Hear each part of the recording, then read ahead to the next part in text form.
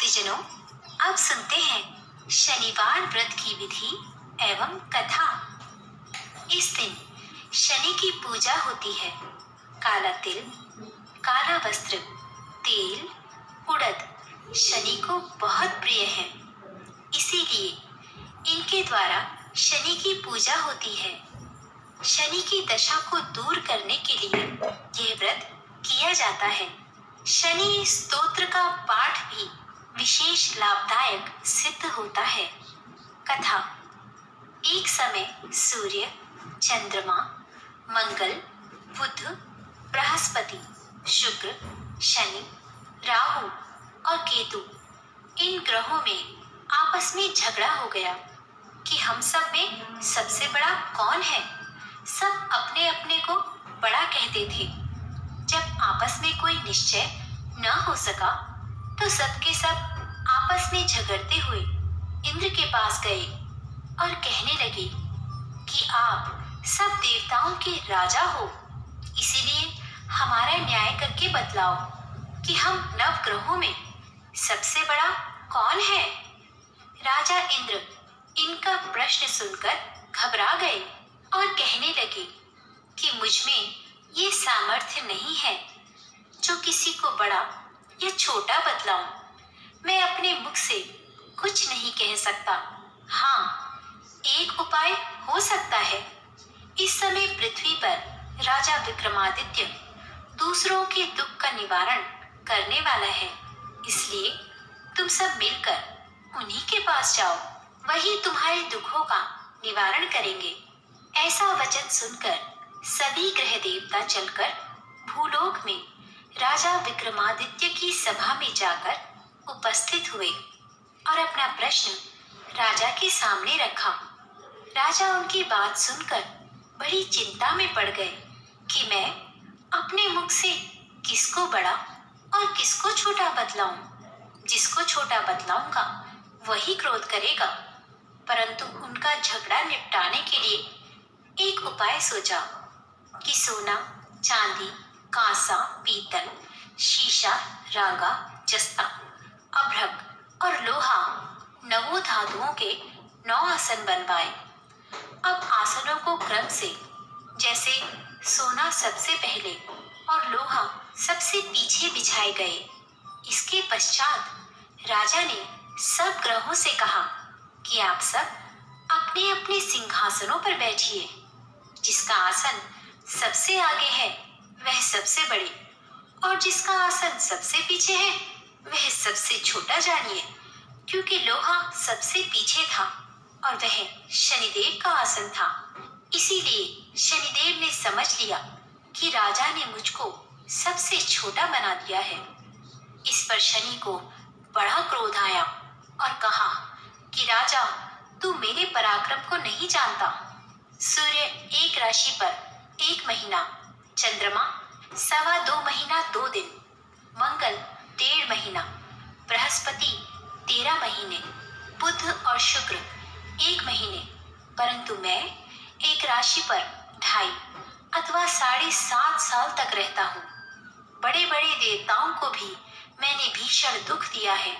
राजन सुनो, राम जी को 7.5 आई और वनवास हो गया, और रावण पर आई तो राम जी ने लक्ष्मण की सेना लेकर लंका पर चढ़ाई कर दी, रावण के कुल का नाश कर दिया। हे राजा, अब तुम सावधान रहना। राजा कहने लगा, जो कुछ भाग्य में होगा देखा जाएगा। उसके बाद अन्य ग्रह तो प्रसन्नता के साथ चले गए, परंतु शनिदेव बड़े क्रोध के साथ वहां से सिधारे। कुछ काल व्यतीत हो जाने पर जब राजा को 7.5 की दशा आई तो शनिदेव घोड़ों के सौदागर बनकर अनेक सुंदर घोड़ों के सहित राजा की राजधानी में आए। जब राजा ने सौदागर के आने की खबर सुनी तो अश्वपाल को अच्छे अच्छे घोड़े खरीदने की आज्ञा दी। अश्वपाल ऐसी अच्छी नस्ल के घोड़े देखकर और उनका मूल्य सुनकर चकित हो गया और तुरंत ही राजा को खबर दी। राजा उन घोड़ों को देखकर एक अच्छा सा घोड़ा चुनकर सवारी के लिए चढ़ा। राजा घोड़े की पीठ पर चढ़ते ही घोड़ा जोर से भागा। घोड़ा बहुत दूर एक बड़े जंगल में जाकर राजा को छोड़कर अंतर ध्यान हो गया। इसके बाद राजा अकेला जंगल में भटकता फिरता रहा। बहुत देर के पश्चात राजा ने भूख और प्यास से दुखी होकर भटकते भटकते एक ग्वाले को देखा। ग्वाले ने राजा को प्यास से व्याकुल देखकर पानी पिलाया। राजा की उंगली में एक अंगूठी थी, उसे निकालकर प्रसन्नता के साथ ग्वाले को दे दी और शहर की ओर चल पड़ा। राजा शहर में पहुंचकर एक सेठ की दुकान पर जाकर बैठ गया और अपने आप को उज्जैन का रहने वाला तथा अपना नाम वीका बतलाया। सेठ ने उसको कुलीन मनुष्य समझकर जल आदि पिलाया। भाग्यवश उस दिन सेठ की दुकान पर बिक्री अधिक हुई थी। तब सेठ उसको भाग्यवान पुरुष समझकर भोजन कराने के लिए अपने साथ ले गया। भोजन करते समय राजा ने आश्चर्य की बात देखी कि खूंटी पर हार लटक रहा है और वह खूंटी उस हार को निगल रही है। भोजन के पश्चात कमरे में आने पर जब सेठ को कमरे में हार न मिला तो सबने यही निश्चय किया कि सिवाय वीका के और कोई इस कमरे में नहीं आया, अतः अवश्य ही उसी ने हार चोरी किया है। परंतु वीका ने हार लेने से मना कर दिया। इस पर 5-7 आदमी इकट्ठे होकर उसको फौजदार के पास ले गए। फौजदार ने उसको राजा के सामने उपस्थित कर दिया और कहा कि ये आदमी तो भला प्रतीत होता है, चोर मालूम नहीं होता, परंतु सेठ का कहना है कि इसके सिवाय और कोई घर में आया ही नहीं, अवश्य ही इसी ने चोरी की है। तब राजा ने आज्ञा दी कि इसके हाथ पैर काट कर चौरंगिया किया जाए। राजा की आज्ञा का तुरंत पालन किया गया और वीका के हाथ पैर काट दिए गए। इस प्रकार कुछ काल व्यतीत होने पर एक तेली उसको अपने घर ले आया और कोहलू पर उसको बैठा दिया। वीका उस पर बैठा हुआ जवान से बैल हाँकता रहा। शनि की दशा समाप्त हो गई और एक रात को वर्षा ऋतु के समय वह मल्हार राग गाने लगा। उसका गाना सुनकर उस शहर के राजा की कन्या उस राग पर मोहित हो गई और दासी को खबर लाने भेजा कि शहर में कौन गा रहा है। दासी सारे शहर में फिरती फिरती क्या देखती है कि तेली के घर में चौरंगिया राग गा रहा है। दासी ने महल में आकर राजकुमारी को सब वृतांत सुना दिया। बस उसी क्षण राजकुमारी ने अपने मन में यह प्रण कर लिया कि चाहे कुछ हो, मैंने इस चौरंगिया के साथ विवाह करना है। प्रातःकाल होते ही जब दासी ने राजकुमारी को जगाना चाहा तो राजकुमारी अनशन व्रत लेकर पड़ी रही। तब दासी ने रानी के पास जाकर राजकुमारी के न उठने का वृतांत कहा। रानी ने तुरंत ही वहां आकर राजकुमारी को जगाया और उसके दुख का कारण पूछा। तो राजकुमारी ने कहा कि माताजी, मैंने यह प्रण कर लिया है कि तेली के घर में जो चौरंगिया है उसी के साथ विवाह करूंगी। माता ने कहा, पगली, यह क्या बात कह रही है? तुझको किसी देश के राजा के साथ परणाया जाएगा। कन्या कहने लगी कि माताजी, मैं अपना प्रण कभी नहीं तोड़ूंगी। माता ने चिंतित होकर यह बात राजा को बताई। तब महाराज ने भी आकर यह समझाया कि मैं अभी देश देशांतर में अपने दूत भेजकर सुयोग्य, रूपवान एवं बड़े से बड़े गुणी राजकुमार के साथ तुम्हारा विवाह करूंगा। ऐसी बात तुमको कभी नहीं विचारनी चाहिए। कन्या ने कहा, पिताजी, मैं अपने प्राण त्याग दूंगी, परंतु दूसरे से विवाह नहीं करूंगी। इतना सुनकर राजा ने क्रोध से कहा, यदि तेरे भाग्य में ऐसा ही लिखा है तो जैसी तेरी इच्छा हो वैसा ही कर। राजा ने तेली को बुलाकर कहा कि तेरे घर में जो चौरंगिया है उसके साथ मैं अपनी कन्या का विवाह करना चाहता हूँ। तेली ने कहा कि ये कैसे हो सकता है? कहाँ आप हमारे राजा और कहाँ मैं एक नीच तेली? परंतु राजा ने कहा कि भाग्य लिखे को कोई नहीं टाल सकता। अपने घर जाकर विवाह की तैयारी करो। राजा ने उसी समय तोरण और वंदनमाल लगवाकर अपनी राजकुमारी का विवाह चारंगिया विक्रमादित्य के साथ कर दिया। रात्रि को जब विक्रमादित्य और राजकुमारी महल में सोए तो आधी रात के समय शनिदेव ने विक्रमादित्य को स्वप्न दिया कि राजा कहो, मुझको छोटा बतलाकर तुमने कितना दुख उठाया। राजा ने क्षमा मांगी। शनिदेव ने प्रसन्न होकर विक्रमादित्य को हाथ पैर दिए। तब राजा ने कहा, महाराज, मेरी प्रार्थना स्वीकार करें कि जैसा दुख आपने मुझे दिया है ऐसा और किसी को न दें। शनिदेव ने कहा कि तुम्हारी प्रार्थना स्वीकार है।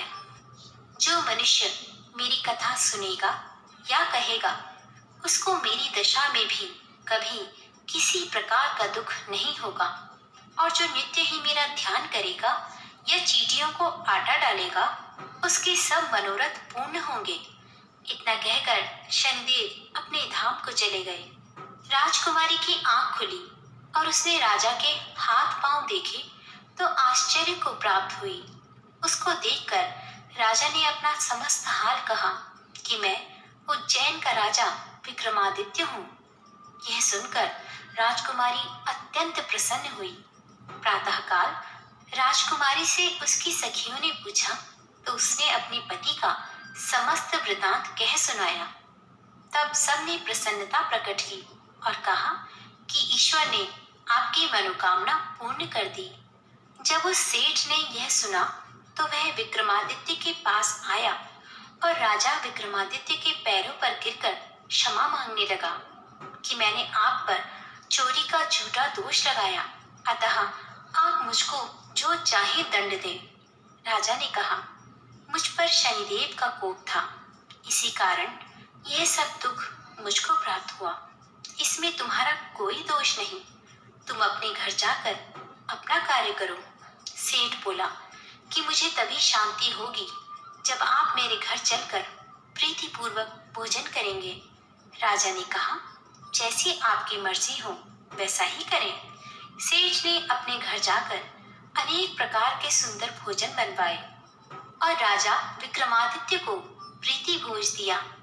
जिस समय राजा भोजन कर रहे थे, एक अत्यंत आश्चर्य की बात सबको दिखाई दी। जो खूंटी पहले हार निकल गई थी वह अब हार उगल रही है। जब भोजन समाप्त हो गया तो सेठ ने हाथ जोड़कर बहुत सी मोहरें राजा को भेंट की और कहा कि मेरे श्रीकंवर नामक एक कन्या है, उसका पाणी ग्रहण आप करें। इसके बाद सेठ ने अपनी कन्या का विवाह राजा के साथ कर दिया और बहुत सा दान दहेज आदि दिया। इस प्रकार कुछ दिनों तक वहां निवास करने के पश्चात विक्रमादित्य ने शहर के राजा से कहा कि अब मेरी उज्जैन जाने की इच्छा है। फिर कुछ दिन के बाद विदा लेकर राजकुमारी मनभावनी, सेठ की कन्या श्री कंवरी तथा दोनों जगह के दहेज में प्राप्त अनेक दास, दासी, रथ और पालकियों से सहित विक्रमादित्य उज्जैन की तरफ चले। जब शहर के निकट पहुंचे और प्रवासियों ने राजा के आने का संवाद सुना तो समस्त उज्जैन की प्रजा आगवानी के लिए गई। तब बड़ी प्रसन्नता से राजा अपने महल में पधारे। सारे शहर में बड़ा भारी महोत्सव मनाया गया और रात्रि को दीपमाला की गई। दूसरे दिन राजा ने शहर में यह सूचना कराई कि शनिश्चर देवता सभी ग्रहों में सर्वोपरि हैं। मैंने उनको छोटा बतलाया, इसी से मुझको यह दुख प्राप्त हुआ। इस कारण सारे शहर में सदा शनिश्चर की पूजा और कथा होने लगी। राजा और प्रजा अनेक प्रकार के सुख भोगती रही। जो कोई शनिश्चर की इस कथा को पढ़ता या सुनता है, शनिदेव की कृपा से सब दुख दूर होते हैं। शनिवार की कथा को व्रत के दिन अवश्य पढ़ना चाहिए।